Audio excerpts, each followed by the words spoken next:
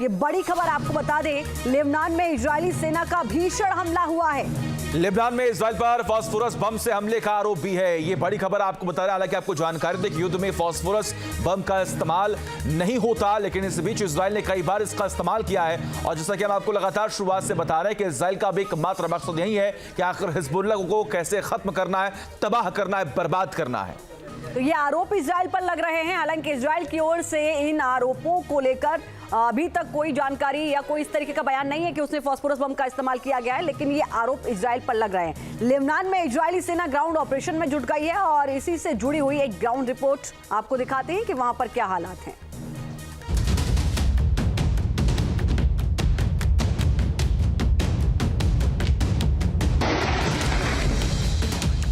Hezbollah पर Israel का आखिरी प्रहार।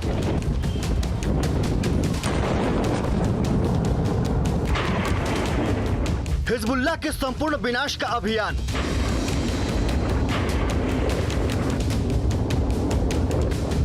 हिजबुल्लाह के एक लड़ाके के खात्मे का ऑपरेशन।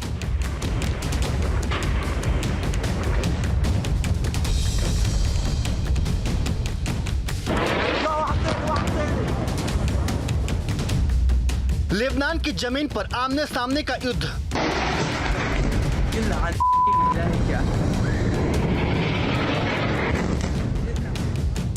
हिजबुल्लाह की धरती पर इजरायली टैंक ब्रिगेड का धावा।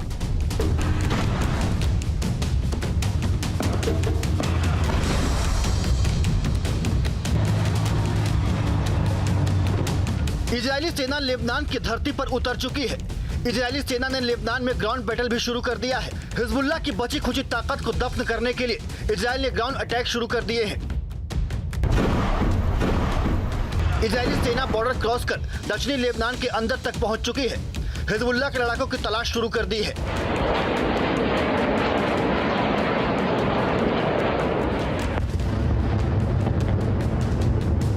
हिजबुल्लाह को सेनापति विहीन करने के बाद इजरायल की सेना ने अपना आखिरी मिशन भी शुरू कर दिया है।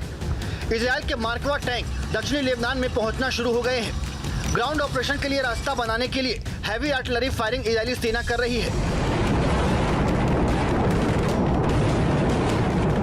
आर्टिलरी फायरिंग के अलावा इजरायली फोर्स ने फास्फोरस बम का भी इस्तेमाल किया है। दावा किया जा रहा है कि इजरायल के मेतुला शहर से लगे दक्षिणी लेबनान के इलाकों पर फास्फोरस बम से आईडीएफ ने हमला किया है।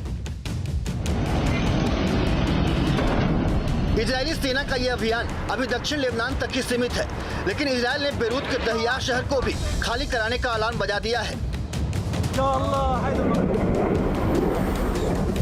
दहिया में हिजबुल्लाह के बड़े ठिकाने हैं। यहाँ पर हिजबुल्लाह ने अंडरग्राउंड ठिकाने बना रखे हैं।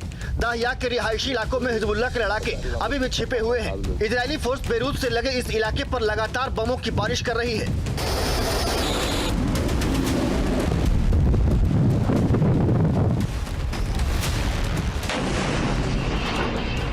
ग्राउंड अटैक के लिए इजरायली स्पेशल फोर्सेज ने दक्षिणी लेबनान में पहले ही बेस तैयार कर लिया था। इजरायल से लगी सीमा पर हिजबुल्लाह ने बारूदी सुरंगों का जाल बिछा रखा था, जिसे इजरायली कमांडो ने हटा दिया है।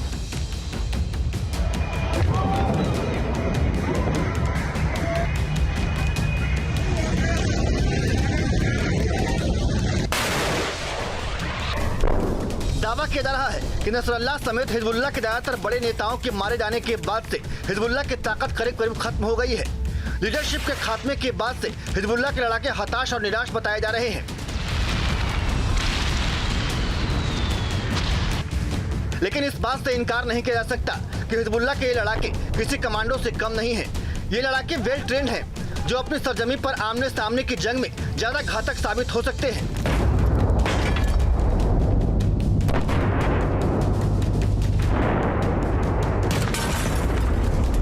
हिजबुल्लाह के पास अभी भी 1 लाख से ज्यादा लड़ाकों की फौज है।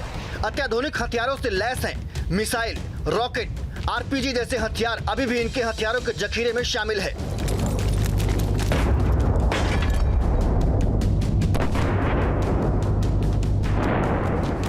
ऐसे में इजरायल के हवाई हमलों से बुरी तरह से घायल होने के बावजूद हिजबुल्लाह के लड़ाके अभी भी खतरनाक हैं। 40 साल से गुरिल्ला वार में माहिर हैं। ऐसे में ये कहना गलत नहीं होगा कि दक्षिण लेबनान की धरती पर सबसे खतरनाक जंग शुरू हो चुकी है, जिसका अंजाम क्या होगा सभी को पता है, लेकिन नुकसान इजरायल को भी कम नहीं होगा।